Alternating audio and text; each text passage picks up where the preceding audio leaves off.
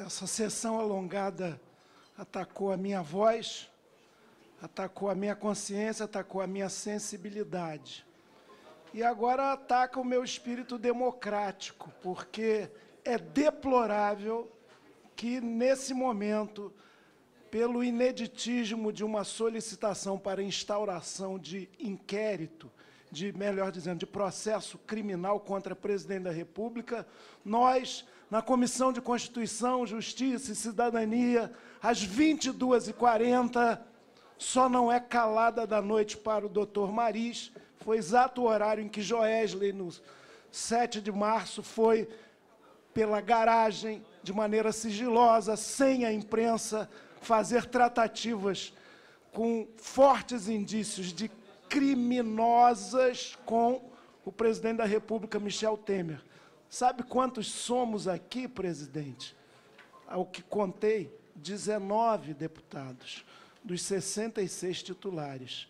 É muito triste, é muito apequenado diante da tarefa, é muito deprimente até você ter um quórum tão baixo. Por isso esse horário é inadequado. É claro que poderia se exigir um esforço, mas também a maioria da população brasileira ou está dormindo para a duríssima jornada de trabalho, que agora poderá ser de 12 horas com meia hora de almoço, graças à proposta desse governo inimigo dos trabalhadores e corrupto, ou o povo que ainda está vendo o futebol, que é mais interessante na indução à despolitização do que a nossa conversa aqui, que é uma conversa num ambiente de jogo jogado, de cartas marcadas, de baralho viciado pela criminosa substituição de titulares nessa comissão, para que aqueles que entram façam o que o seu mestre manda, ou seja, ignorem a denúncia da Procuradoria-Geral da República e a sua acolhida primorosa pelo relator Sérgio Sveiter. Ainda assim, e a essa hora o que cabe bem, deputado Patrus, é a boa música.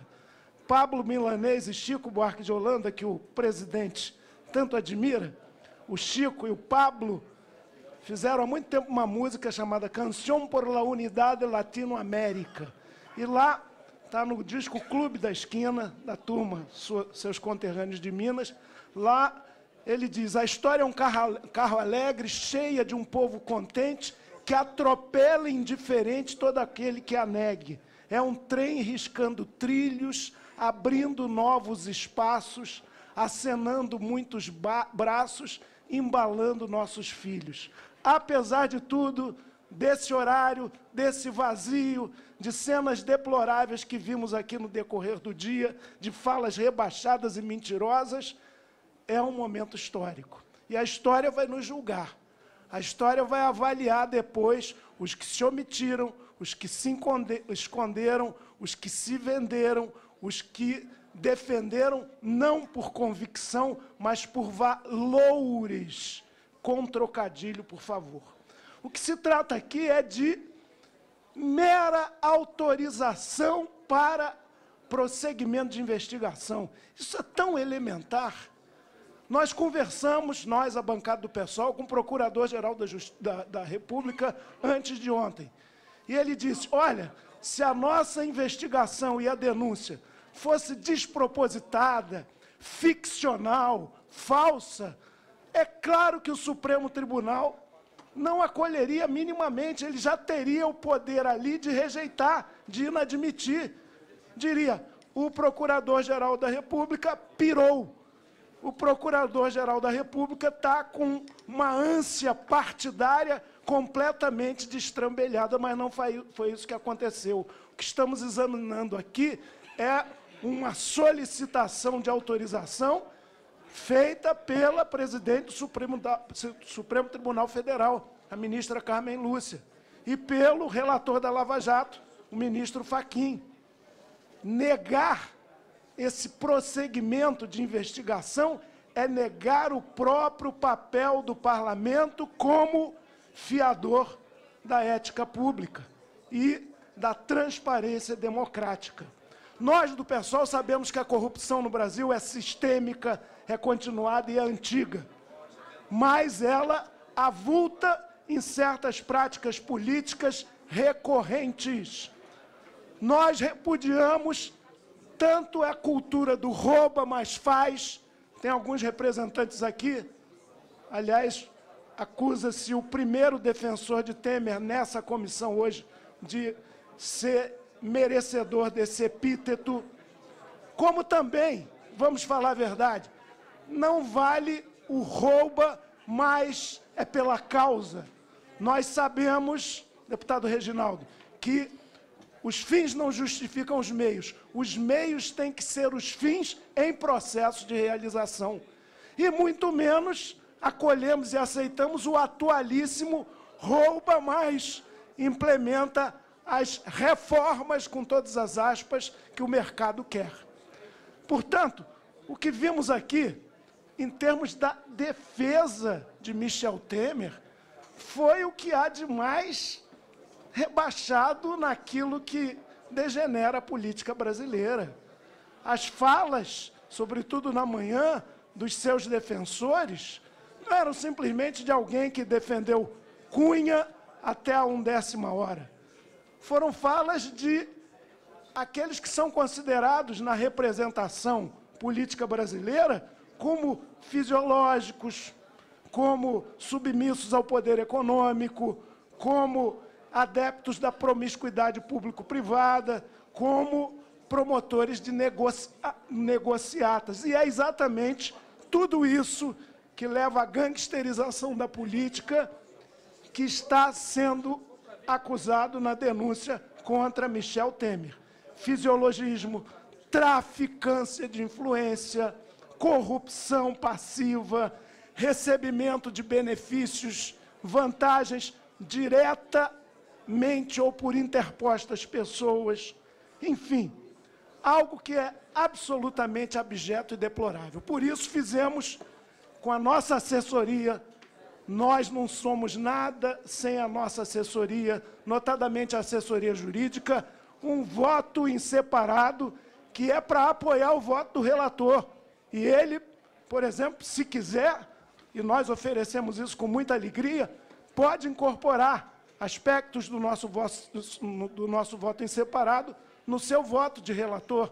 Tem todo direito a isso, seria para nós uma honra também, para reforçar isso que é o pensamento de muitos aqui, expressando a vontade da população brasileira, que o site 342agora.org.br, tão rejeitado aqui por alguns que acham que cultura é uma perfumaria, esse movimento cidadão está muito atento a cada um de nós aqui. Nós também queremos entrar nos aspectos mais específicos da denúncia para dizer que ela não tem nada de ilação, tem é de ação concreta de facilidades governamentais junto ao CAD, Petrobras, CVM, BNDES e Porto de Santos. Tráfico de influência evidenciado, conversado, tratado e encaminhado. Não tem nada de ilação, tem a gravação reveladora de muitas conversas, acertos contra o interesse público.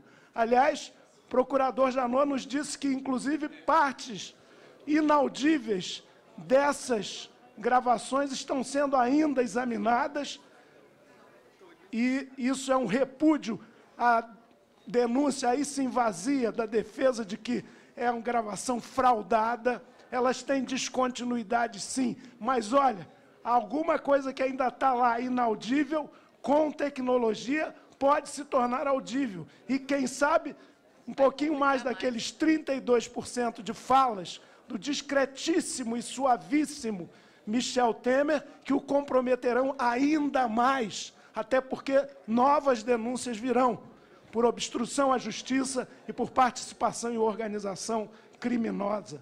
Nada de ficção, pelo amor de Deus.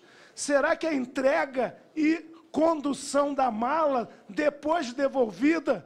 E como já se disse aqui, só se devolve o que se recebeu, inclusive com aquela retirada, talvez dos 7% do emissário de Temer, o Rocha Loures, que depois devolveu por TED, não o dinheiro vivo, aquilo que ele tinha subtraído. Isso é ficção ou é algo flagrado? Isso não é nem indício, o que nos bastaria para autorizar uma investigação. Isso é prova cabal.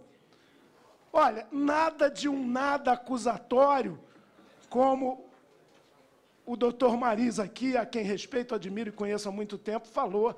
É de um tudo nessas denúncias que vão ser consubstanciadas, não só no prosseguimento dessa investigação, como também nas outras que virão.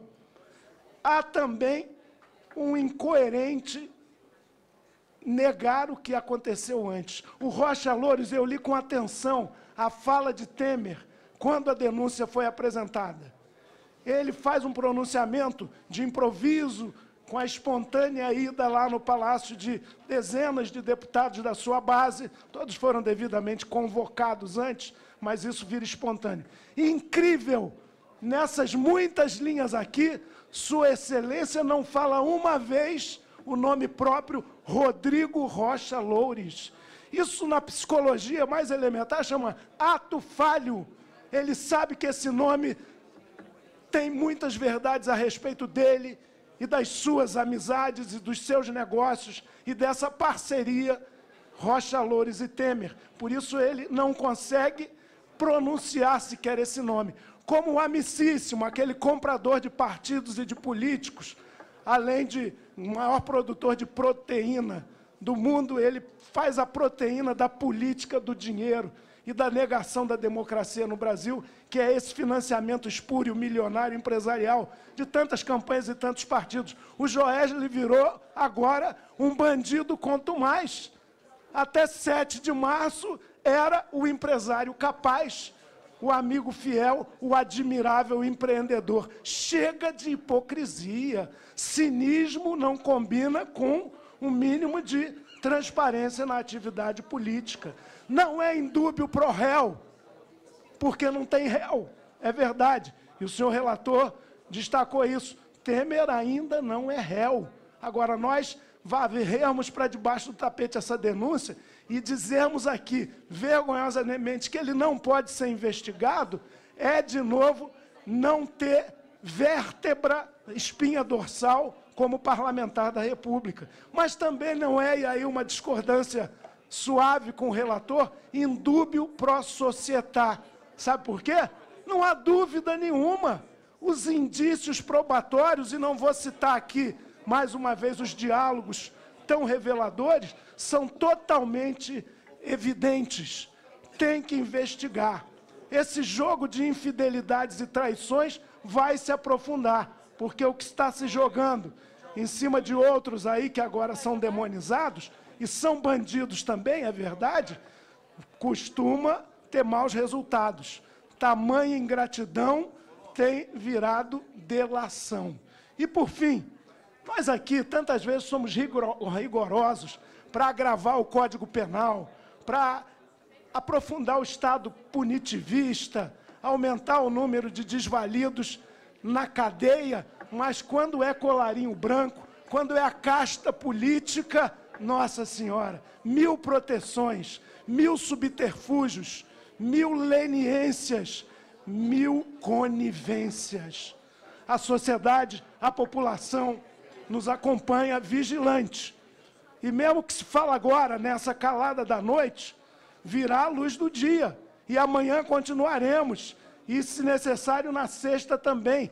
Por mais que o governo, omisso, silencioso, e Temer sequer respondeu às 82 perguntas da Polícia Federal, ele que pediu mais prazo para respondê-las. E quem se cala não é inocente. Quem se cala tem culpa e tem medo de se revelar, de produzir prova contra si mesmo. Ele já é a prova contra si mesmo, pelo seu histórico. Ninguém preside o PMDB por 15 anos impunemente. Portanto, a sociedade está de olho. E quem não der um sim aqui, vai receber